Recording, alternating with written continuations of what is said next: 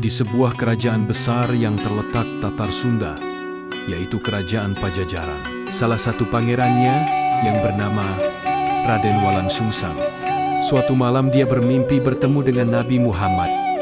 Dalam mimpinya Nabi Muhammad berkata, "Jika hidupmu ingin mulia, pergilah ke Gunung Amparan, bergurulah agamaku kepada Syekh Jati." Setelah berturut-turut setiap malam mimpi yang sama, Raden Walang Sungsang merasa bingung antara mengikuti mimpinya, yaitu meninggalkan istana sekaligus meninggalkan adik tercintanya yaitu Rara Santang. Akan tetapi dengan tekad yang kuat untuk belajar agama Nabi Muhammad, Raden Walang Sungsang menghadap ayahanda Prabu Siliwangi, memohon izin untuk pergi meninggalkan istana dalam mencari guru sejati. Sebelum meninggalkan istana, Raden Walang Sungsang menengok adiknya tercinta sambil berkata, "Dimas Rara Santang adikku, susullah kakandamu. Jangan terlalu lama menyusulku. Aku tunggu di perjalanan."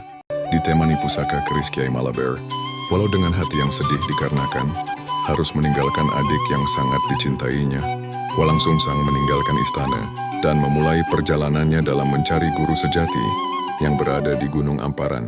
Suatu kisah di sebuah pesantren Syekh Kuro di daerah Karawang. Beliau kedatangan tamu dari Mekah untuk menguji keilmuan Syekh Kuro. Tamu tersebut bernama Syekh Abdullah Dargom alias Syekh Darugem alias Syekh Bentong, yang ditemani kedua pembantunya, Ki Tangat dan Ki Hurmat dengan membawa ratusan kitab. Alih-alih ingin mendebat Syekh Kuro, ketika membahas syahadat sejati, Syekh Darugem dan pengikutnya terpukau ketika melihat karomahnya Syekh Kuro. Saat melihat biji mangga yang tadi dibawa berubah menjadi buah mangga yang utuh.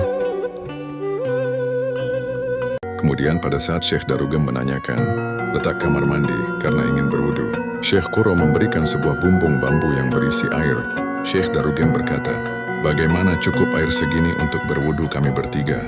Syekh Kuro menjawab, "Ini sangat banyak untuk kalian." Syekh Darugem tidak percaya dan merasa dipermainkan.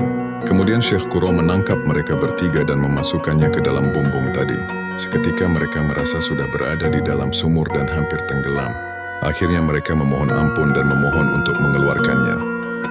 Syekh Kuro menjelaskan makna syahadat sejati, yaitu ketika yakin dan percaya pada persaksian kita terhadap kebesaran dan ketentuan Sang Widi Tuhan Penguasa Alam. Pada akhirnya, Syekh Darugem beserta dengan kedua pengikutnya memohon agar bisa menjadi muridnya Syekh Kuro. Syekh Kuro pun menerima mereka menjadi murid. Sejak saat itu Syekh Darugem berganti nama menjadi Syekh Bantiong atau Batong atau Syekh Bentong.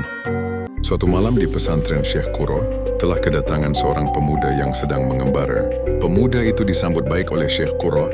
Setelah perkenalan berlangsung, Syekh Kuro terkejut karena pemuda ini ternyata Raden Walang Sungsang putra Raja Agung yang Linui. Kemudian Syekh Kuro menunjukkan jalan apa yang menjadi maksud dan tujuan Walang Sungsang. Untuk mencari Gunung Amparan, Sang Raden harus berjalan ke selatan.